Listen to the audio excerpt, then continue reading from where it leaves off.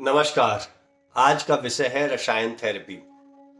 जी हाँ, रसायन थेरेपी को मैं अगर एक लाइन में इसको समिट करना चाहूँ तो रसायन therapy the world best therapy मैं इसको दर्जा दूंगा और आयुर्वेद दृष्टि से भी ये विश्व की सबसे अच्छी थेरेपी में मैं इसको गिनता हूँ, क्योंकि आचार्य चरक ने चरक संहिता की शुरुआत ही रसायन अध्याय से की है। चिकित्सा वाले जो पार्ट है जिसको हम उत्तरार्ध बोलते हैं। तो आज के वीडियो में आपको बताऊंगा रसायन थेरेपी के क्या महत्व हैं और इसको कैसे यूज करना है और कहां जाकर के आप यूज कर सकते हैं, और साथ में बताऊंगा कुछ ऐसे रसायन कल्प जिनका प्रयोग आप डेली भी कर सकते हैं।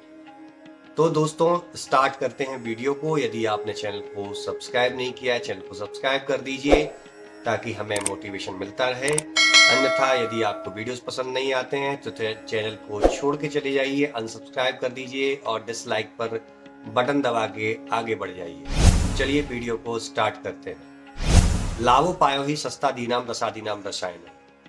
ये आयुर्वेद में रसायन की परिभाषा के रूप में बोला जाता है कि लाभो पायो सस्ता दीनाम रसादीनाम रसायन, मतलब एक ऐसा थेरेपी, एक ऐसी प्रोसेस जिसके थ्रू आपकी सप्त धातुएं फिर से नई होने लगे, उनके अंदर एक अलग ऊर्जा का संचार हो, उनकी क्लींजिंग होने लगे और वो फिर से युवा हो जाए। या इसको सिंपली मैं कहूं कि आपकी सेल्स फिर से जीवित हो उठे। आयुर्वेद में 7 धातुओं से अर्थ समझा जाता है कि हमारा आयुर्वेद कहता है कि हमारा पूरा शरीर जो बना हुआ है वो सप्त धातुओं का एक पिंड है, सप्त धातुओं का एक स्वरूप है जो मूर्तिमान होता है, दुनिया को दिखता है, जिसमें हमारा रस, रक्त, रक्त यानी ब्लड, मांस यानी हमारे मसल्स, मेद, फैट आता है, अस्थि आती है, बोन्स, मज्जा हमारा बोन्स के अंदर, हमारा ब्रेन टोटल मज्जा का बना हुआ है। शुक्र धातु जिसको स्पर्म के नाम से कुछ लोग कहते हैं, बट मैं स्पर्म या ओवम से इसको रिलेट नहीं करूंगा। शुक्र धातु पूरी धातुओं का एक मैं निचोड़ कहूंगा जो कि एक एसेंस है, और इन सातों धातुओं के एसेंस को अगर निकाले तो उसके बाद ओज बनता है। वो ओज हमारी सुप्रीम पावर होती है, हमारी बॉडी के अंदर एक अलग ही ब्रह्मांड चल रहा होता है, उसको हम ओज बोलते हैं। कुछ लोग उसे इम्यूनिटी पावर का वर्ड दे करके बहुत छोटा दर्जा दे देते हैं, जबकि मैं कहता हूं ओज आपके फिजिकल एम्बियंस के साथ साथ मेंटल पैटर्न के लिए भी जरूरी है, दिव्य दृष्टि आपको प्रदान करता है। उसके बारे में शास्त्र में इतना लिखा है कि यदि मैं आपको बता दूं तो आप उस पर विश्वास ना करेंगे। यदि आपकी बॉडी का ओज प्रकाशमान हो जाता है तो आप भविष्य, वर्तमान और भूतकाल तीनों में आप विचरण कर सकते हैं, इतनी बड़ी पावर होती है इसकी। तो दोस्तों ये तो एक अन्य टॉपिक है, हेल्थ की तरफ चलते हैं। रसायन चिकित्सा आयुर्वेद में बोला गया है कि 16 साल से लेकर के 70 साल के लोगों के बीच के व्यक्तियों को स्पेशली करनी चाहिए। और रसायन चिकित्सा नहीं इसको नाम दूंगा मैं, रसायन थेरेपी का नाम इसको दूं तो ज्यादा ठीक रहेगा। 16 से 70 साल के व्यक्तियों को इसको उपयोग करना चाहिए।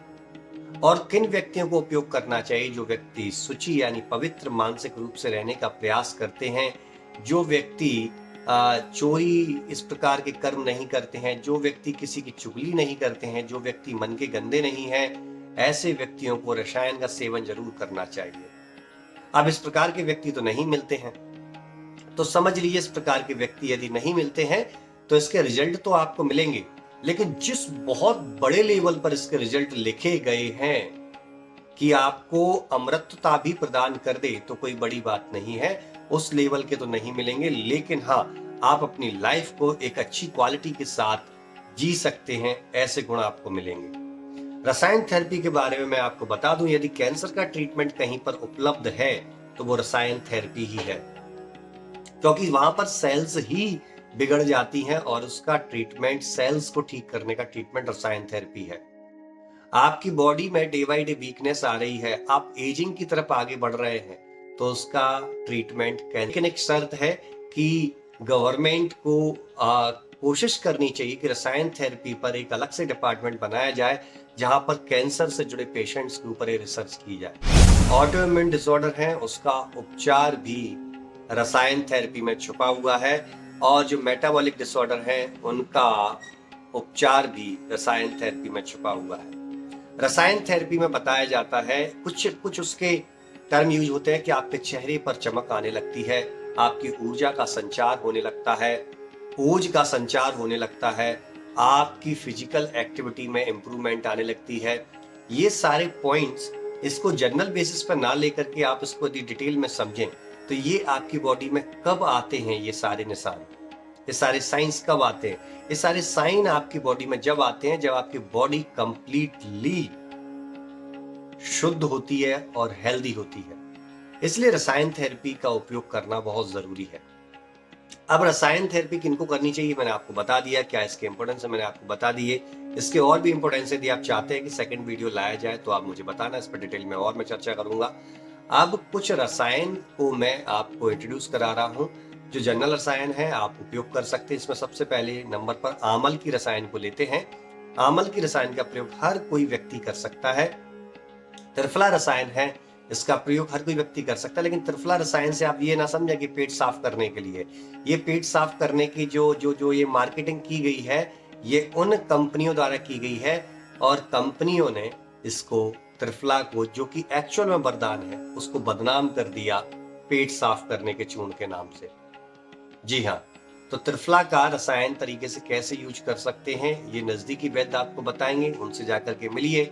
साथ में च्यवनप्राश भी रसायन जो थेरेपी है उसका अभिन्न अंग माना जाता है। च्यवनप्राश से इतना इंपॉर्टेंस बताया गया है कि उसके अंदर सारी शक्तियां मौजूद हैं। ब्रह्म रसायन है उसका भी उपयोग कर सकते हैं, लेकिन आप इन सभी चीजों का अगर अच्छा रिजल्ट चाहते हैं तो उससे पहले आपको पूर्व कर्म करने होते हैं, जिसमें पंचकर्म के कुछ प्रोसीजर होते हैं। इसीलिए रसायन का संपूर्ण लाभ लेने के लिए आप अपने नजदीकी किसी भी आयुर्वेद चिकित्सक के पास जाकर के उसके थ्रू इसका एक चार्ट अपना तैयार करवाइए और रसायन थेरेपी के फायदे लेना स्टार्ट कीजिए। मैं डॉक्टर शनि शर्मा आपसे विदा लेता हूं, तब तक के लिए धन्यवाद।